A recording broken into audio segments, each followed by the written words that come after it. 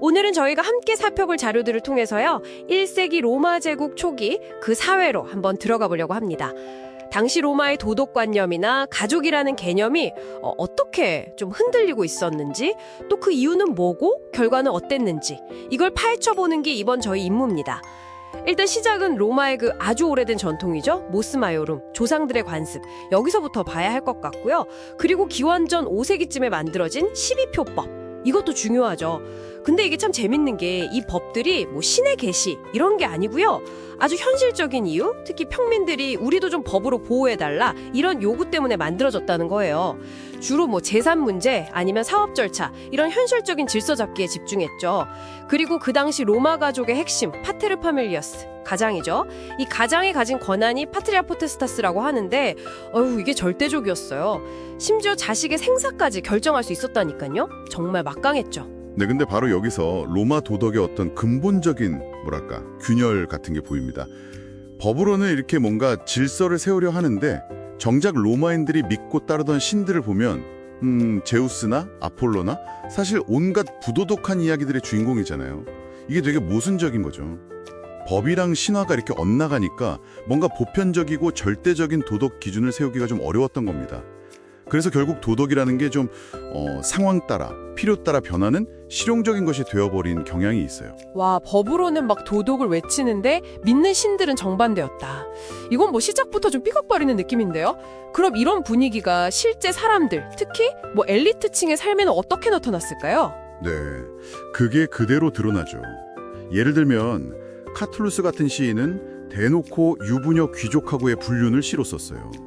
이걸 보면 당시 상류층의 분위기가 얼마나 자유분방했는지 혹은 도덕적으로 해이했는지 짐작할 수 있죠.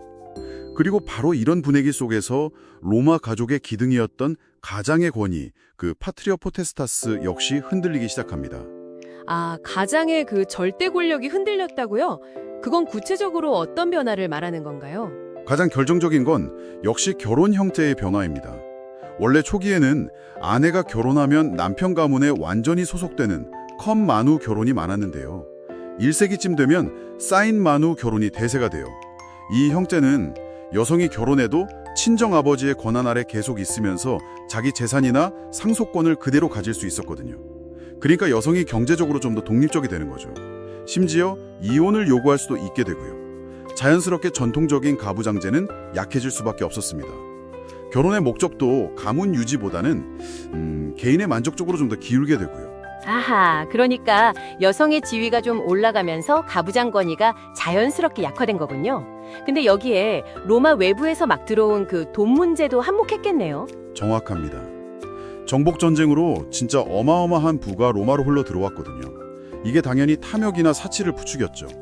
역사가 살루스티우스 같은 사람은 돈 욕심 때문에 명예나 정직 같은 전통 가치가 다 무너졌다고 막 한탄했을 정도예요. 그리고 또 빼놓을 수 없는 게 끊임없는 내전입니다. 전쟁으로 귀족 남성들이 엄청나게 죽었어요. 그러다 보니 자연히 가장이 없는 집안이 늘어났고 이것도 가부장권 약화를 가속화시키는 요인이 됐죠. 정말 여러 가지가 복합적으로 작용한 겁니다. 위기 상황이었네요. 도덕적인 문제뿐 아니라 사회 구조 자체가 흔들린 거니까요. 이런 상황에서 이제 아우구스투스 황제가 등판하는군요. 개혁을 들고 나왔다면서요? 네, 맞습니다. 그 유명한 율리우스법 그리고 파피아 포파이우스법이죠. 겉으로 내세운 목표는 분명했어요. 결혼과 출산을 장려해서 로마 사회의 기강을 바로 세우겠다, 이런 거였죠. 그래서 결혼 안 하거나 아이 없는 사람들한테는 상속 제한 같은 불이익을 주고요. 반대로 아예 셋 이상 낳은 여성에게는 특권을 주고 심지어 간통 같은 문제를 이제 개인의 간 문제가 아니라 국가가 직접 처벌하는 공적인 범죄로 규정해버렸습니다. 듣기에는 그럴듯한데 과연 그게 전부였을까요? 황제가 단순히 도덕 선생님 역할을 하려고 했을 것 같진 않은데요. 이 법들의 진짜 속내는 뭐였을까요? 네, 역시 그 이면을 봐야죠. 표면적인 명분 뒤에는 아주 치밀한 정치적 계산이 깔려 있었다고 보는 게 맞습니다. 생각해보세요. 결혼, 간통, 상속 이런 문제들은 원래 누구 권한이었죠? 바로 가장의 절대 권한, 파트리아 포테스타스 영역이었단 말이죠. 그런데 아우구스투스는 법을 통해서 국가, 즉 황제가 이 아주 사적인 영역에 직접 개입할 수 있는 길을 열어버린 거예요. 결국 이건 전통적인 가장의 힘을 약화시키고 그 힘을 황제가 흡수해서 자기 권력을 강화하려는 의도였던 거죠.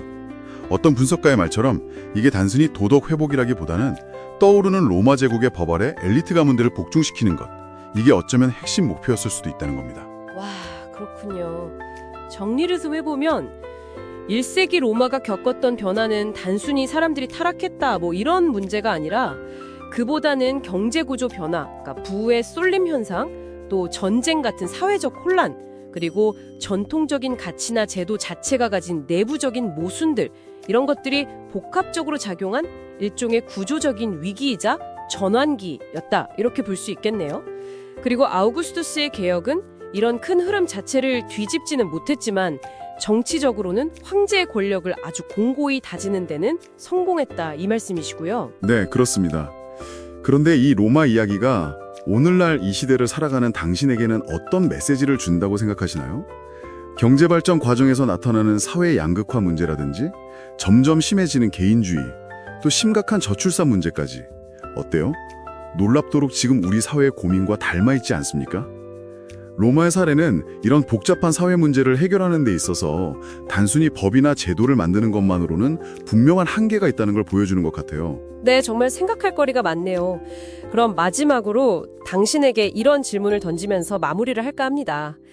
아우구스투스의 개혁이 사회 변화라는 거대한 물결 자체를 바꾸지는 못했지만 권력 구조를 황제 중심으로 재편하는 데는 아주 성공적이었다는 이 사실, 이것이 우리에게 시사하는 바는 무엇일까요?